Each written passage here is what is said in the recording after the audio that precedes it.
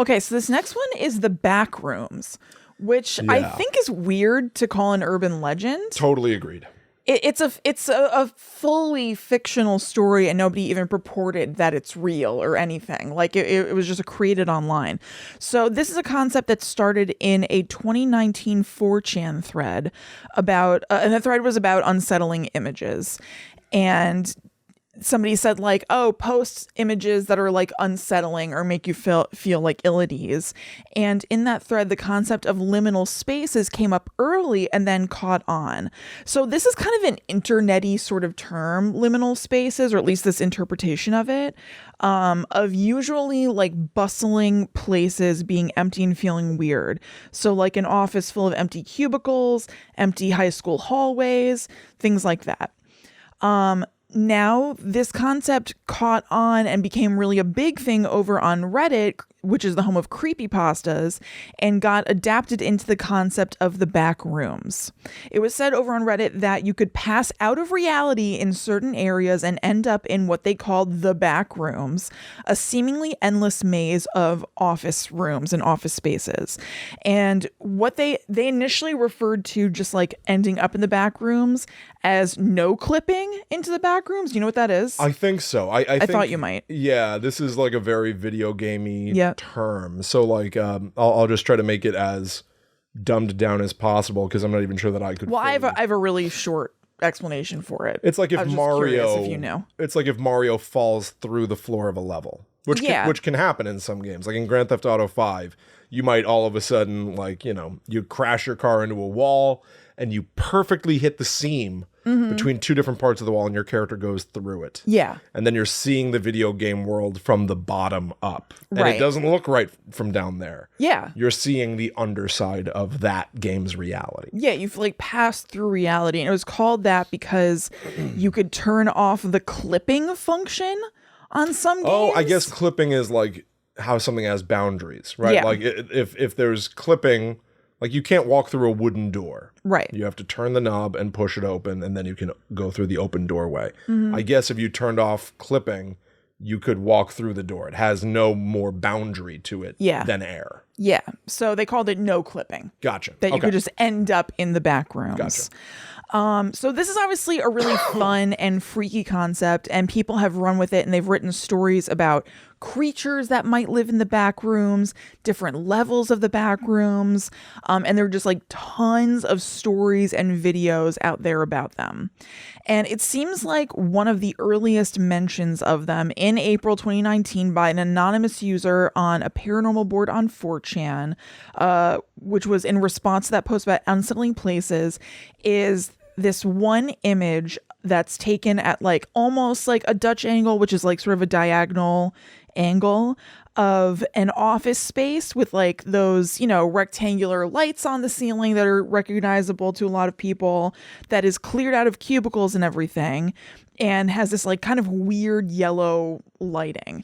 And people really grasped onto this particular photo, and then a ton of things sprung out from that. This is like the origins of the back room. That's interesting. Mm-hmm. That's interesting. Yeah, because it is very like like an empty office place, disgusting industrial yellow fluorescent lighting. That but like makes yellow. Yeah. That makes you feel like icky and gross. Yeah, like headachy. And so in reply to that picture, inspired by the picture, another anonymous user wrote this: "If you're not careful and you no clip out of reality in the wrong areas, you'll end up in the back rooms, where it's nothing but the stink of old moist carpet, the madness of mono yellow, the endless background noise of fluorescent lights at maximum hum buzz, and approximately 600 million square miles of randomly segmented empty rooms to be trapped in. God save you if you hear something wandering around nearby, because it sure as hell heard you." Okay. So this guy named Chris Freeward saw this on 4chan, couldn't stop thinking about it, and then he's the one who brought it over to Reddit's creepypasta, where it really took off. And people started writing stories based on the same picture or using new ones as springboards for different Backrooms stories. So there's a full Backrooms subreddit now, and also a true Backrooms subreddit, which is for stories that are purely about the original photo. Oh, wow. Okay. So just the straight up Backrooms is home to stories, images, and videos about spaces that could just be conceptually related, like abandoned hotels and tunnels. So like anything that they see is that sort of like liminal space, somewhere that should be bustling and busy but isn't. Maybe it's part of a different dimension or reality. Seems like it's almost always some sort of a man-made place. Yeah. Yeah. Mm-hmm. Okay. Yeah, no, that's true.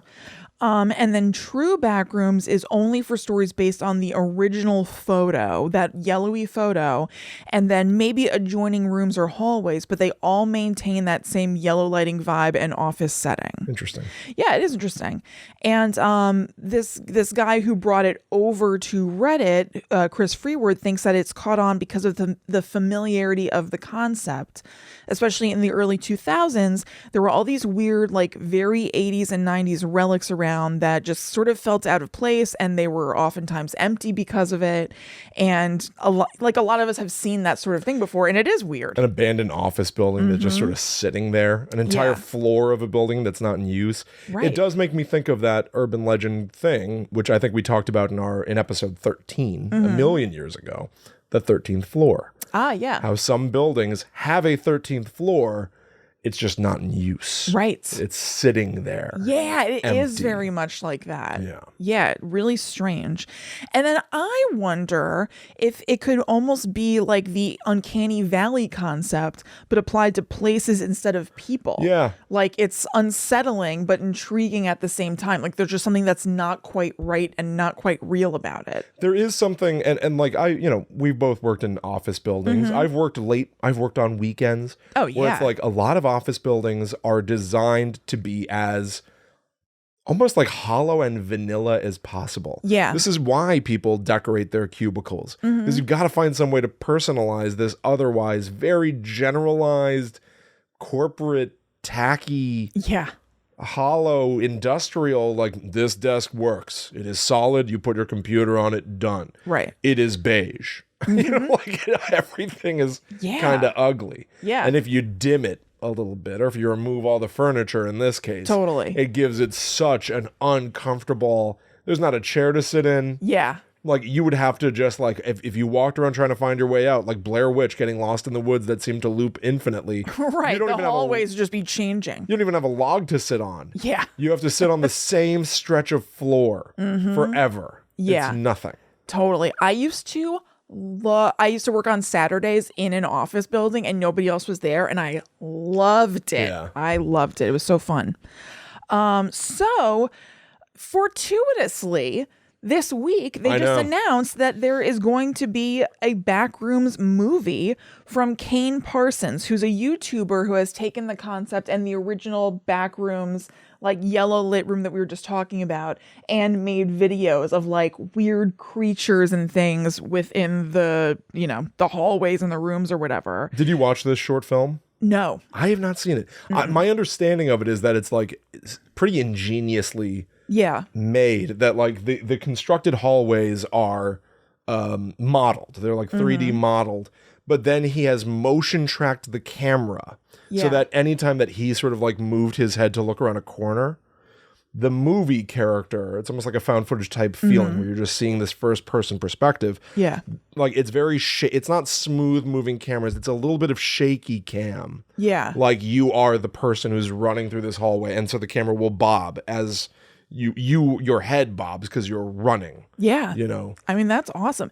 And it's not in the article that no, here it is. Never mind. So, Kane Parsons is only 17 years old. Yeah. And he's going to work on this during his summer vacation. I love this. I know. I've seen many people online. Now, I can't pretend that, you look at me and I'm aging rapidly. Aren't we all? Like an old plum in the sun. Aren't we all? I cannot pretend to be some young buck. Yeah. I've seen a lot of people online being like, he's 17 and he's getting his own movie. Who cares? And I'm like, one, I get that. I can get that sort of jealousy. Yeah. But also, yo, he hit something really, really cool. I think if you got it, you got it. Yeah, hell yeah, man. Yeah. Congratulations and crush it. I will definitely. Now I really am interested. One thing that I wanted to do, because I thought it was this is showing. I thought it was a game. I thought it was a video game. Okay. So I tried to find it. I had literally never heard of this before. Okay. So, I knew it very, very not distantly. More out of it than I am. Yeah, I thought it was a video game. So I tried to find it. Kristen, whoa. There are dozens of video games called huge. Backrooms, subtitle. Backrooms, that subtitle. Yeah. Too many that I don't have enough time. What's the one? I need the one. Yeah. But I guess what I'm gathering from you is that similar to the SCP Foundation, it totally reminded me of the SCP Foundation. It's less of a singular thing and more of a platform for stories that a million people have taken in different directions. And I guess Kane Parsons' particular iteration seems to be the singular one that hit for film.